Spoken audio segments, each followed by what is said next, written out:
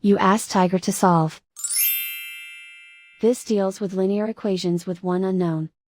The final result is x equals 4. Let's solve it step by step. Group all x terms on the left side of the equation. Subtract x from both sides. Group like terms. Simplify the arithmetic.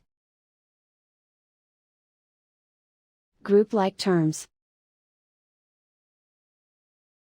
Simplify the arithmetic. Group all constants on the right side of the equation.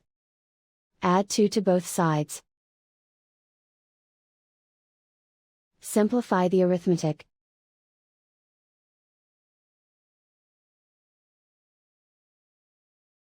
And so the final result is x equals 4.